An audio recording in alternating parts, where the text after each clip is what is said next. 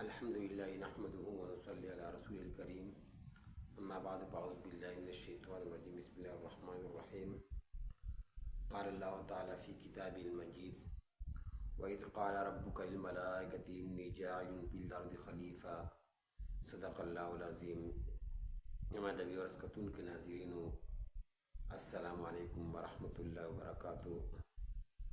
زمونغا ننني ویډیو د یو اهم ترین معلوماتو په باره کې ده، ځکه چې موږ ته یو معلومات وشي، د یوې خبرې نه خبر شو، دا زموږ دپاره ډېره د فایدې خبره ده.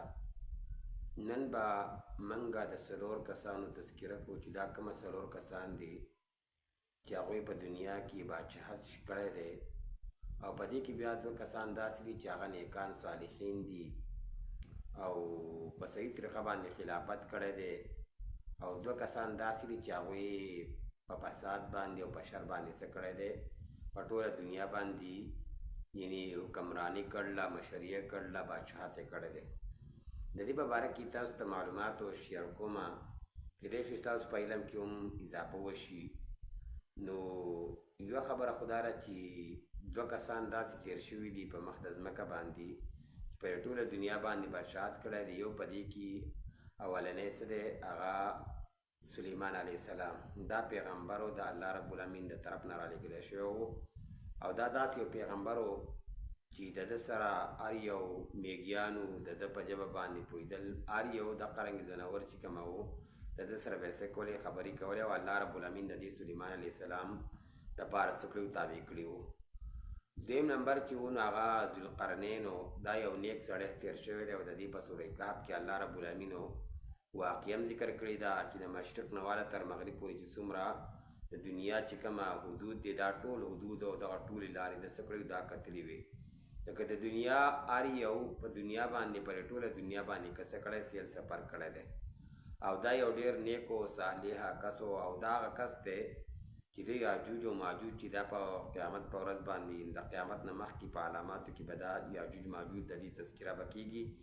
انشاءالله تعالی د دې متعلق باندې به بیا خبره وکړو، یاجوج ماجوج دا څه شیزونه دي، دا به کله راوځي، د دې په باره کې بیا تفصیل بیان کړو. لیکن دغه یاجوج ماجوج چې کومه دي، دوی ته یې څه کړی دی، دیوال او کومه بند چې کړی دی هغه دې ذوالقرنین کړی دی. دا خو دوه قسمه خلک داسې شو چې په ټوله دنیا باندې دوی بادشاهت کړی دی. د دې نه علاوه داسې نور نیکان صالحین نه دي راغلي چې هغه په ټوله دنیا باندې بادشاهت کړی دی، بادشاهت او مشري یې کړی نو. ټیک ده، دا خبره ده چې یو ملک په سطح باندې به یو کس مشري کړي، هغه شته ډېر دي، خو لیکن د ټولې دنیا په سطح باندې په نیکانو خلکو کې مشري داسې د دې نه علاوه بل چا نه ده کړ. دوه قسمه خلک داسې دي چې هغوی شر پسند و، دغه رنګې په مخ د ځمکه باندې داسې قانون او داسې بادشاهت کړی دی چې هغه به د شر د فساد نه ډک و. نو په دې کې یو اولنی چې دی نو هغه څه دی، هغه فرعون چې کومه و. فرعون هغه کس دی چې هغه د موسی علیه السلام سره د ابراهیم علیه السلام سره څه کړله، مقابله کړې ده. د ابراهیم علیه السلام سره یو مناجات کولو، او ابراهیم علیه السلام فرعون نو بلکې نمرود چې کومه دی، نمرود په ټوله دنیا باندې څه کړله، په دې باندې بادشاهت کړی دی. فرعون دا خبره لږه غلطه شوه، نو نمرود چې کومه دی په ټوله دنیا باندې څه کړی، بادشاهت کړی دی. او دا هغه نمرود دی چې د ابراهیم علیه السلام سره څه کړی، مقابله کړې وه. د ابراهیم علیه السلام په مقابله کې څه و، دا ودرېدلی و. د ابراهیم علیه السلام د دین د توحید یې څه کړی دی، مخالفت یې کړی دی. نو دا داسې کس تیر شوی دی چې په ټوله دنیا باندې د بادشاهت کړی دی، خو دا ناکاره و.